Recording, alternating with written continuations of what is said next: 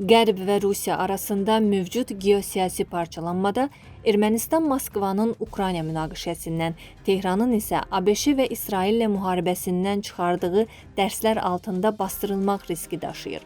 Bunu siyasi analitik Benjamin Matvasyan Sputnik Ermənistan radiosundakı Abovyan vaxtı verilişində bildirib.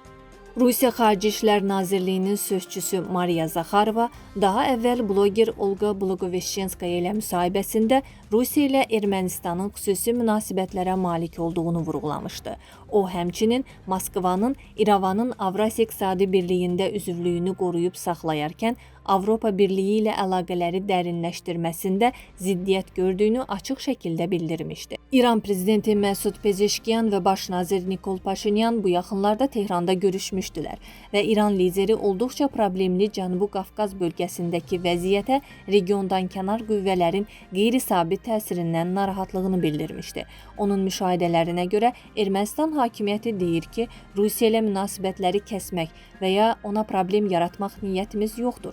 Bizim və Rusiyanın ölçüsünə baxın, danışacaq bir şey yoxdur və görünür bu bəhanə Rusiya tərəfi özünü Ermənistan-Rusiya əməkdaşlığının qarşılıqlı faydalı təbiəti barədə bəyanatlarla məhdudlaşdırdığı müddətcə işə yarayırdı.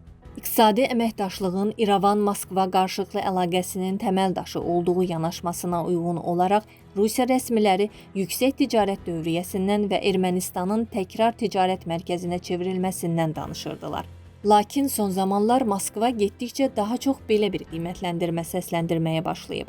Bu baş verə bilməz. Ermənistan iqtisadiyyatını öz hesabımıza maliyyələşdirəcəyimizə və Ermənistanın bizə qarşı müharibə aparan düşərgəyə qoşulmayacağına dair zəmanət haradadır? Məlum olur ki, Rusiya ona qarşı mübarizə aparacaq bir ölkəni maliyyələşdirir. Rusiyanın Ermənistanla bağlı mövqeyini aydınlaşdırmaq kontekstində politoloq Rusiya Xarici İşlər Nazirinin müavini Mixail Galuzinin tripə verdiyi qiymətləndirmələrə diqqət çəkib.